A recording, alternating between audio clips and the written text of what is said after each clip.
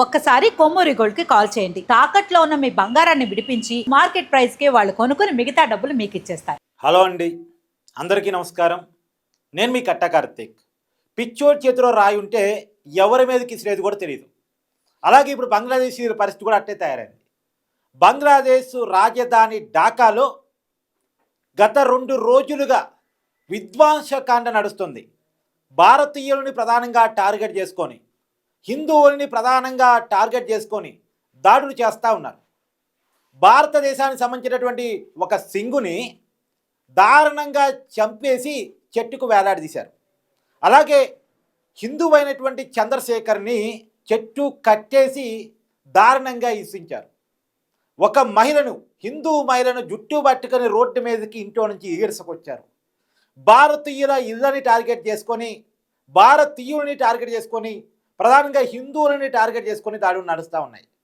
భారత high commissioner కార్యాలయం ముందు బంగ్లాదేశీయులు ఆందోళన నిర్వహించారు, దాడి కూడా చేశారు. అయితే భారత హై కమిషనర్ సేఫ్గానే ఉన్నాడు అని చెప్పేసి మన ప్రభుత్వం ప్రకటించింది. హిందూ దేవాలయాల టార్గెట్గా దాడులు నడుస్తూ ఉన్నాయి.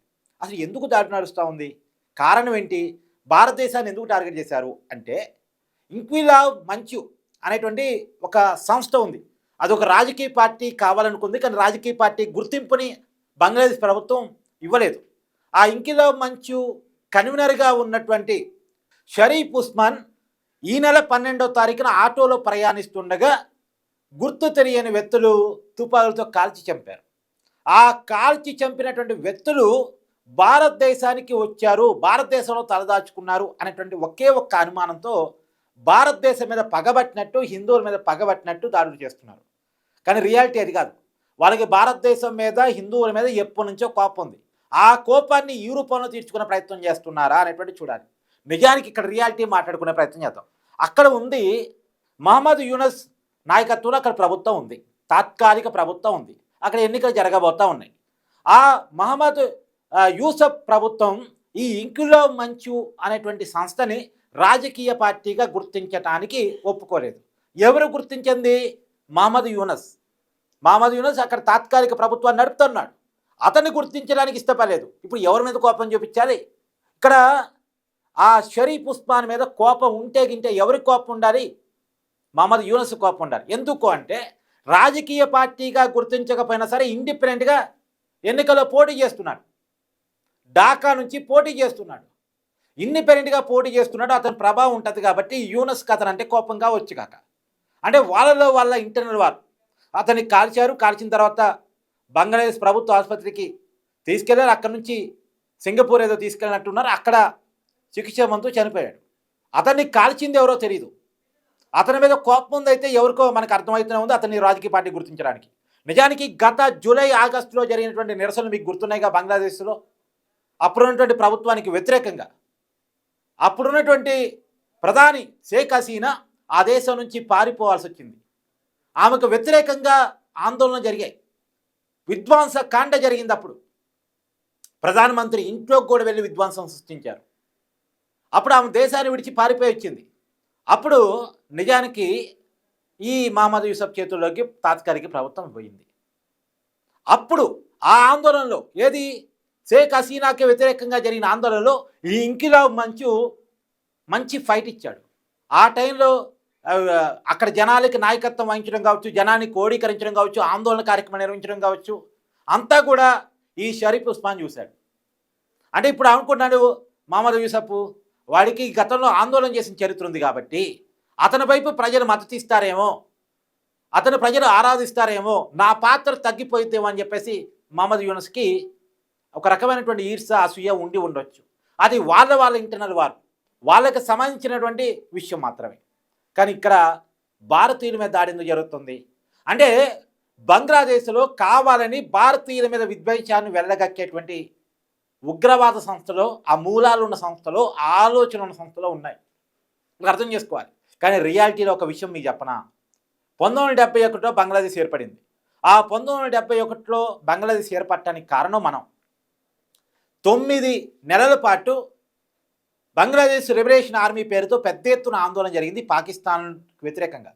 అప్పటి వరకు బంగ్లాదేశ్ పాకిస్తాన్లో కలిసి ఉండేది. పాకిస్తాను, బంగ్లాదేశు అంతా ఒకటే దేశం. ఆ దేశంలో ఉన్నది ఒకటే మతం. ఆ ప్రజల ఆలోచనలు, అభిరుచులు, సాంప్రదాయాలు, భాష అవన్నీ అటు ఇటుగా ఒకే రకంగా ఉంటాయి. కానీ ఒకటిగా కలిసి ఉండలేకపోయారు. కారణం ఏంటంటే వాళ్ళు కొంత ఏరియాని డెవలప్ చేస్తున్నారు, కొంత ఏరియాని నిర్లక్ష్యం చేస్తున్నారు అనే కారణం చేత వాళ్ళతో కలిసి ఉండలేము అని చెప్పేసి బంగ్లాదేశ్ లిబరేషన్ ఆర్మీగా ఫైట్ చేస్తూ ఉంటే, అంటే పాకిస్తాన్లో అభివృద్ధి తక్కువ, విద్వేషం ఎక్కువ. వాళ్ళు ప్రజలను చూసుకోరు, ఎంతసేపటికి భారతదేశం మీద కోపంతో బతుకుతూ ఉంటారు అంతే. ఆడ ప్రజలకి ఏం కావాలని చూడరు. అందుకని పాకిస్తాన్లో ఎవరూ కలిసి ఉండడానికి ఇష్టపడరు. ఈరోజు కూడా పాకిస్తాన్లో చాలా తిరుగుబాటు జరుగుతూ ఉన్నాయి.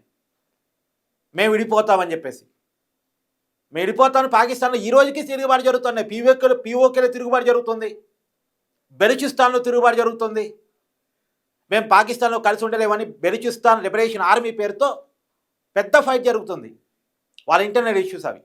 అలాగే బంగ్లాదేశ్ వాళ్ళు కూడా మేము పాకిస్తాన్లో కలిసి ఉండలేమని చెప్పేసి వాళ్ళు విడిపోవడానికి సిద్ధమై పోరాటం చేస్తే, ఆ పోరాటానికి మద్దతుగా భారత్ నిలిచినప్పుడు, ఎందుకంటే వాళ్ళ మీద విధ్వంసకాండ నడుస్తున్నప్పుడు భారతదేశం సపోర్ట్గా నిలిచి బంగ్లాదేశ్ సపరేట్గా ఏర్పడటానికి సహకరించింది. భారతదేశం సహకరించింది. వాళ్ళు భారతదేశానికి కృతజ్ఞత ఉండాలి. భారతదేశం అంటే ఒక రకమైనటువంటి ఒక పాజిటివ్ మోడ్లో సహజంగా బంగ్లాదేశ్లో ఉండాలి. అందుకని వాళ్ళకి ఇండిపెండెన్స్ వచ్చిందంటే భారతదేశం పెట్టిన భిక్ష. ఇవాళ బంగ్లాదేశ్ అనే ఒక సపరేట్ దేశం ఉంది అంటే అది భారతదేశం యొక్క చేసిన సహాయం. వాళ్ళకి అది ఉందా? అది లేదు. ఇప్పుడు పాముకి పాలు పోసి పెంచామనుకోండి, అది పాలు పోసినోడు కూడా కాటేస్తుంది. ఆ పాముకి మంచి చెడు తెలియదు. ఇలా అలాగే ఉంది బంగ్లాదేశ్ పరిస్థితి. సహాయం చేసి ఆ దేశం ఏర్పడటానికి కారణమైనటువంటి భారతదేశం మీద విద్వేషాన్ని వెలగక్కుతూ ఉన్నారు. భారతీయుల మీద దాడులు చేస్తూ ఉన్నారు. భారతీయులను చంపేస్తూ ఉన్నారు. హిందువులని టార్గెట్ చేసి దేవాలయాలని, మనుషులని, ఇళ్ళని దాడులు చేసి విధ్వంసకాండ సృష్టిస్తున్నారు.